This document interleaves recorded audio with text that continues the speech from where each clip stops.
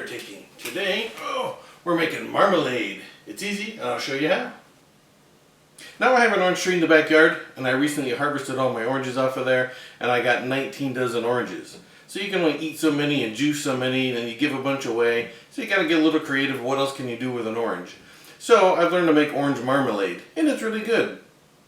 And there's a lot of ways to make it, a lot of goofy ways and complicated ways and a lot of extra steps. We're going to cut through all that. I'm going to show you an easy way to make it. There's only a few steps. There's only a couple of ingredients. Now at the end, I'm going to add something to mine to make it not plain marmalade. It's going to be TJ's Extra Special Marmalade. So you can do it that way, or just leave those ingredients out. You'll see when we get there, and then you'll just have plain marmalade. But to get started, you're going to need some oranges, and I've got 4 just regular size oranges here. We're also going to need a lemon, and this is going to give me about 2 pints worth of marmalade. So depending on how many oranges you have, you can make more or less, and it's real simple. So to get started, the first thing we're going to do is we're going to cut the peels off of our oranges.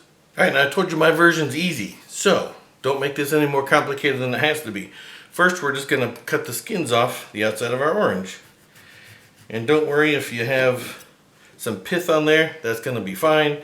Or if you get a little carried away and you end up cutting a little bit of the orange with the peel, that's okay too. So just do your best, cut the peels off of there like that. There, so that one I got a little bit of meat on there, a little orange meat. That's fine, don't worry about it. Just keep going. As long as you don't cut your fingers, you're doing good. We're going to cut the top and the bottom off. One thing I don't want is I don't want what's left of the little stem, so we'll just throw that away. But put the rest of your skins aside. We'll do that with the rest of the oranges. Now, while I'm peeling the rest of my oranges, I'll show you some footage of when I picked these off the tree, because I know you're dying to see that.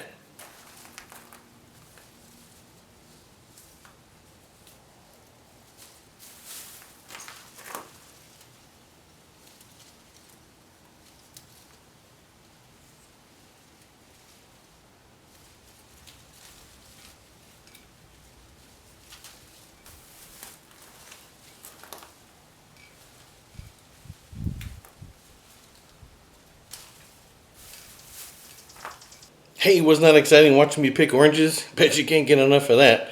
Now I've taken all the peels off all 4 oranges. I put them in a pot with some water. That's it, just peels and water in here. So we want to turn that up. We want to give that a second. We want to bring it up to a boil. Once it boils, we want to back it down to a simmer. And then we just want to simmer these for about 30 or 45 minutes until the peels get nice and soft. And you can just kind of test them with a fork. And you can't really mess this up. Just make sure you cook them long enough and just let them go. Alright, so while we're waiting on our orange peels to cook, this is a good time to now take care of our oranges. Now a lot of recipes out there call for a bunch of nonsense of juicing the lemons and then saving the pulp and the seeds and going around and peeling all the pith off and saving that, wrapping it in cheesecloth. We're not doing any of that. This is what we're going to do. Just leave everything on there, all the pith, the seeds, whatever's there. We're just going to quarter these. Like that. Drop them right into our blender. Alright, all 4 oranges are in. Lid it up and let her go. We're going to blend this on high for about a minute or 2 until everything's all blended up.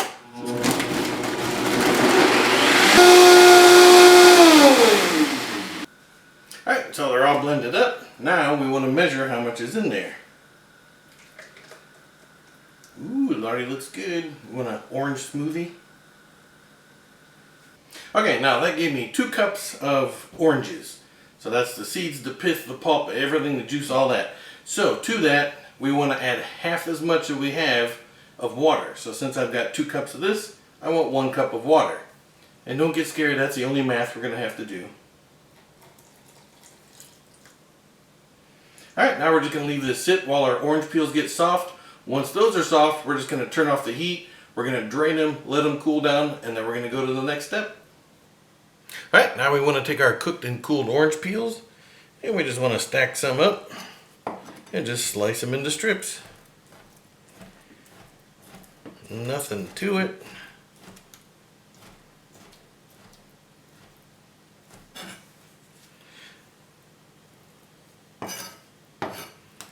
Now you can do them long ways if you want. I find it a little tougher because these are soft, and when you're getting marmalade out of a jar, who wants a piece of peel that long? I don't. So I find doing them this way works a little better. They're easier to cut, they fit better into the jar, and they're just a little easier to eat in the final product. But you cut them however you want. Alright, so now we've got all our orange peels sliced. Now we want to get them into our orange juice and water that we did earlier. Alright, so now we have our slices in with our juice and water that we did earlier, and grand total I've got 4 cups of that. So to this we want to add 4 cups of sugar. Now that may sound like a lot, but remember we didn't cut out any of the pith or anything else, so this is going to be kind of bitter as it is. So to counteract that, we need that much sugar. Now if you make this the first time, you may decide that that's a little too sweet for you, so the next time you make it you can back that off if you want. But I'm going with 4 cups of sugar, so that's equal parts. Alright, so our 4 cups of sugar, and all of our orange goes in there. Alright, now at this point, this is where we want to add the juice of our lemon.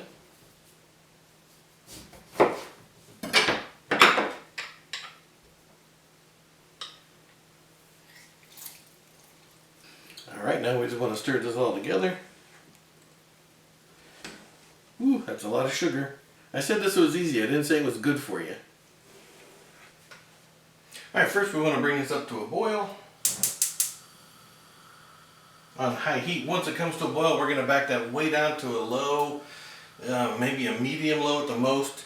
So we want to simmer this, and this is going to take us probably 45 minutes to an hour to get there.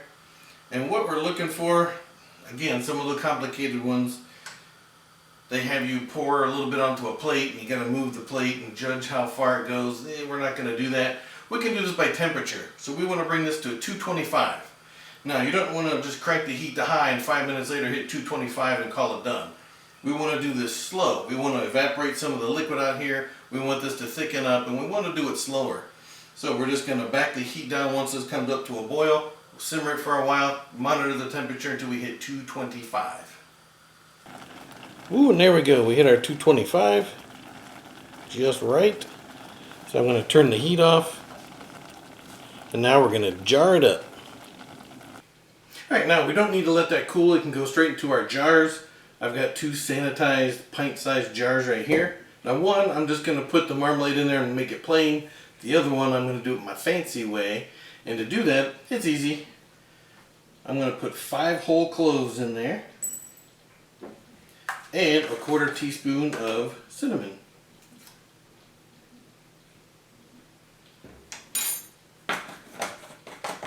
Now, if you happen to have a canning funnel, now would be the time. I don't have one, so I'm going to do mine. It's going to be messy. On in there.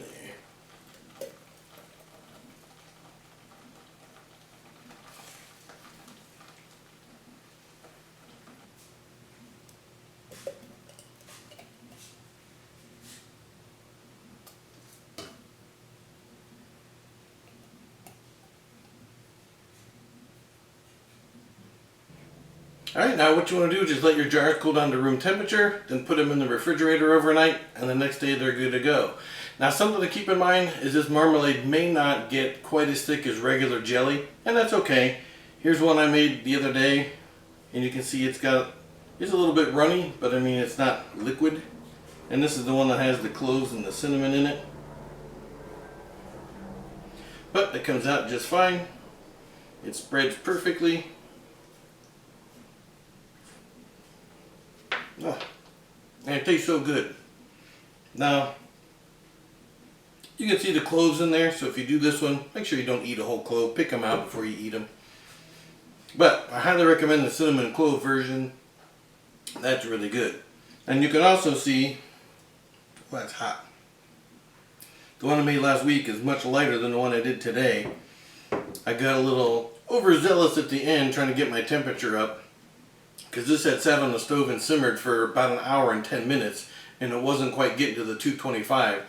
So I boosted the heat at the end. May have got a little carried away. I'll find out tomorrow when I take it out of the fridge and try it.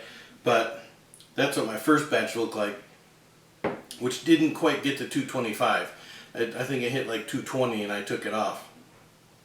And it worked out just fine. So, but there you have it. Marmalade. Easy. Only a couple of steps.